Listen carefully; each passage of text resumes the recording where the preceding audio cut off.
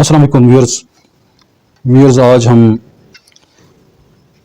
अखियाफी बहन यानी माँ शरीक बहन विरासत के हवाले से गुफ्तगू करेंगे। इससे पहले हम अखियाफी भाई के हवाले से जो गुफ्तगू कर चुके हैं, सेम रूल यहाँ पर अप्लाई होता है, तो उसी को हम दोहरा देते हैं कि ये जो माँ शरीक बहन है, अखियाफी बहन, ये एक ही माँ से पैदा होते हैं, यानी कि उनकी माँ एक ही होती है। जो मैयत है, मरने वाला या मरने वाली, चाहे वो खतून है, जब मर्द है या औरत है, उसकी अगर बहन है और उनका बाप अलग है लेकिन माँ एक ही है, तो उसको हम अखियाफी बहन कहते हैं। तो इसकी तीन हालतें होती हैं कि एक सूरत में इनको 1/6 मिल जाता है, एक सूरत में 1/3 मिलता है, तीसरी सूरत में भी ये महरूम हो जाती है। अब ये किस तरह होता है, इसकी हम डिटेल बता देते हैं कि अगर जो मरने वाला शख्स है तो उसकी अगर ये अखियाफी बहन एक ही बहन है और उसका कोई दीगर रिश्तेदार नहीं है, यानी उसका ना बाप है, ना माँ है, ना औलाद है, बेटा है, ना बेटी है, ना पोता है, ना पोती है, अगर ये चीज़ नहीं है तो ऐसे मैयत को कलाला कहते हैं। इस सूरत निसा की आयत 12 के अंदर ये जिक्र हो चुका है, अल्लाह ताला ने ये फरमा दिया है। तो ऐसी सूरत में तो ये जो अखियाफी बहन है वो महरूम हो जाती है। ये तीसरी सूरत है, मैं पहले ही बता रहा हूँ कि ऐसी सूरत में ये महरूम हो जाएगी। लेकिन अगर मैयत कलाला है, उसका इनमें से कोई भी नहीं है, तो फिर क्या होगा? फिर ये होगा कि अगर ये अकेली है तो इसको 1/6 मिलेगा, यानी छठा हिस्सा।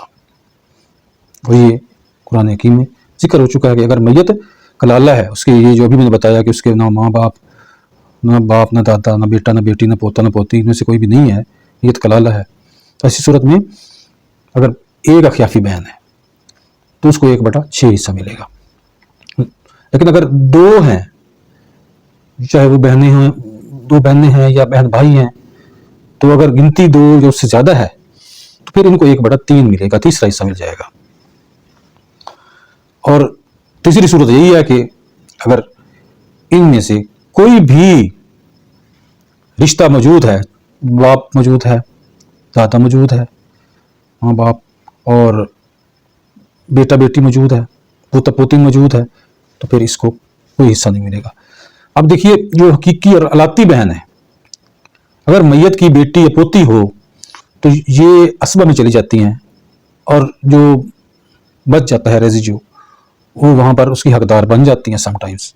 लेकिन ये जो है अखियाफी बहन, ये महरूम हो जाती है। ये फ़र्क है। ये सबसे अहम नुक्ता जो है वो यही है कि अगर मैयत की अगर बेटी या पोती मौजूद है तो ये असबा में चली जाती हैं, अलाती और हकीकी बहन, जबकि अखियाफी बहन महरूम हो जाती है।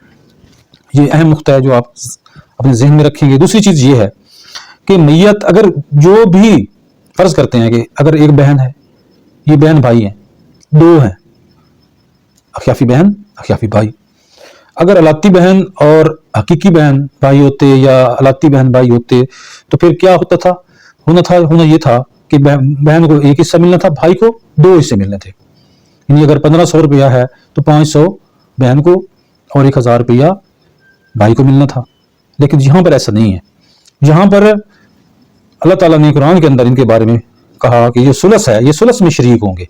जो भी अगर 2 या उससे ज्यादा बहन भाई हैं ये शरीक होंगे। इनके लिए लफ्ज नहीं कहा गया कि मर्द के लिए 2 हिस्से और औरत के लिए 1 हिस्सा या औरत से दुगना हिस्सा। तो ये बात ज़हन में रखिएगा। ये 2 अहम असूल हैं जो अखियाफी बहन के हवाले से हैं कि जो इनको हिस्सा फिर मिलेगा, बहन भाई जो होंगे वो आपस में बराबर बांटेंगे, शरीक होंगे। उसमें ये फ़र्क नहीं होगा 2 हिस्से भाई ले और 1 हिस्सा बहन ले। तो उम्मीद है ये 2 अहम चीज़ें थी जो मैंने इसमें बताई, और अखियाफी बहन के हवाले से जो उनके हिस्से बनते थे वो मैंने आपको बताया। इसके अलावा कोई ऐसी बात जो रह गई हो तो इंशाल्लाह हम आपको इस हवाले से भी जवाब देंगे। दुआओं में याद रखिएगा, फीडबैक का इंतज़ार रहेगा। अल्लाह हाफ़िज़।